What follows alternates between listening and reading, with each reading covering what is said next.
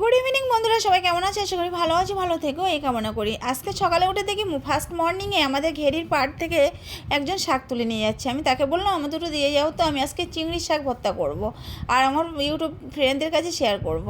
সে দিয়ে গেল, কিন্তু কম থাকা সত্ত্বেও আমি কিছুটা শাক মিক্সড করে আর আমি ভর্তাটা করতে থাকি আর কিছু কথা বলতে থাকি।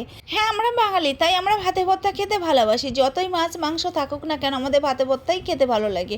তাই আমি সমস্ত ফ্রেন্ডকে রিকোয়েস্ট করছি যে আমার প্রসেসটা একটু লক্ষ্য করো আর আমার চ্যানেলটি একটু সাবস্ক্রাইব করে দাও। আর বিশেষ করে গ্রামের বউ, গ্রামের মেয়েরা যারা আছে তাদের কিন্তু বিশেষ মানে ভালো একটা রেসিপি এটা। কারণ এটাই, গ্রামে হয়তো অনেক সময় বাজার কাছাকাছি থাকে না, সবজি থাকে না, ছুটে গিয়ে বাইরে থেকে কিছু শাক তুলে এনে কিন্তু এইভাবে ভর্তা বানিয়ে দেখো, অবশ্যই তোমাদের ভালো লাগবে। আমি একজন গ্রামের হাউস ওয়াইফ হওয়া সত্ত্বেও আমার বাড়িতে কিন্তু শিলনোড়া নেই, সেই কারণে আমি মিক্সিতে পেস্ট করলাম। তোমরা পারলে শিলনোড়াতে পেস্ট করে খেয়ে দেখো, অবশ্যই ভালো লাগবে। আজকে ভিডিওটি এই পর্যন্ত।